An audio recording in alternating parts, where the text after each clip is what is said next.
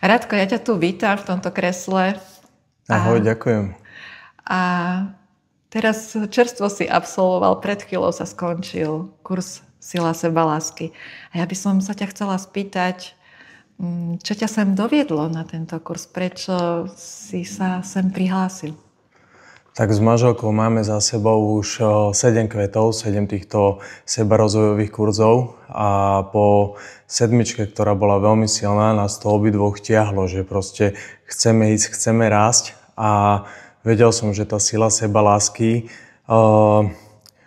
vedel som, že potrebujem dať lásku sebe, aby som ľuďom mohol nastaviť tie správne hranice lebo viem ľuďom nastavať hranice, ale keď niekedy dobiedzajú, že tretíkrát, štvrtýkrát, piatýkrát, tak niekedy to ide cez ten hnev a už proste, čo nestačí ti proste raz povedať nie. Niektorí to potrebujú viackrát a ja som sem vlastne prišiel, aby som to upgradeol, aby som to pochopil, jak to mám spraviť a zistil som, že jedine cez seba, že dať sebe tú lásku.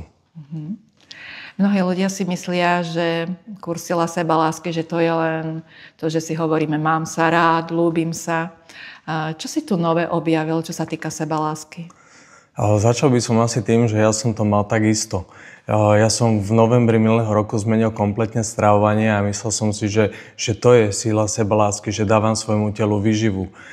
Že sa párkrát objímem alebo poviem si mám sa rád a tak a myslel som si, alebo že si zacvičím jogu a ja som myslel, že to stačí. Že to je to. A tu som zistil, že to vôbec nie je to, že ja nemám o tom ani potuchy, že čo to je tá sebaláska. Veď toto bol štvordňový kurz a za jeden jediný deň som si dal toľko pozornosti a lásky, čo som si nedal za celý život. Neskutočne ma to vnútorne ma to rozobralo. Proste ako domček z karát, ktorý celý padol a ja viem, že keď odtiaľ to odídem, tak to začnem skladať kartu po karte, odznova a nanovo. A s láskou a aj 5 krát, aj 10 krát. Láskavé nie. Radko, to sa dobre počúva. Fakt dobre sa toto počúva. Spomínam si na niektorom z kurzov na 6 na 7 si povedal, že a aký bude program na ďalšom kurze, pretože ja už som náročný, lebo ty miluješ tie ceremonie a také tie silné energetické cvičenia, alebo si veľmi vnímavý, senzitívny. Bolo niečo tu na sile sebalásky, čo sa ťa tak mimoriadne dotklo? No, pre mňa kvet 7, kde sa riešil pôrod a prenatál, bol neskutočne silný. Ako ja to hovorím po každom, že to bolo neskutočne silné, ale ten kurz 7, kvet 7 prekonal všetko. Ale ja môžem povedať, že táto sila sebalásky prekonala všetko, lebo všetky kvety boli ako v tej psychosomatike. Riešilo sa detstvo, minulosť, všetky proste tie veci. A tu sme riešili telo. A s tým som sa ja doteraz nestretol. Vieš, mňa choroby veľakrát zastavili v živote a musel som riešiť či dušu, či telo, či všetko a robiť zmeny v živote. Ale my sme v tom nevyrastali. Nikto mi to nikdy neukázal.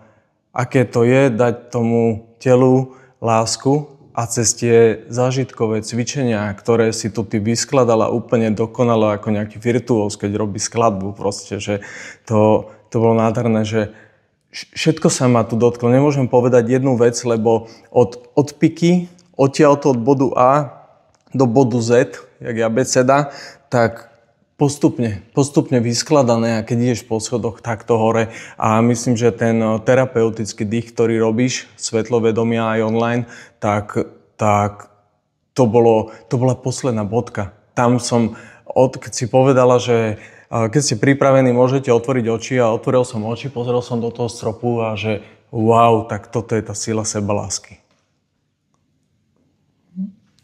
Až sa mi chlpy postavili.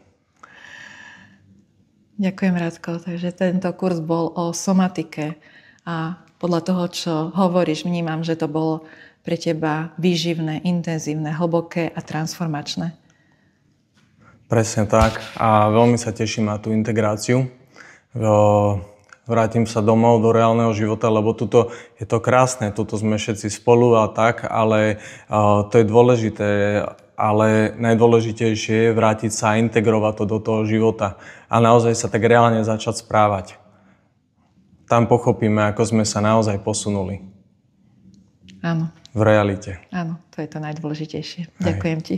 A ja ďakujem.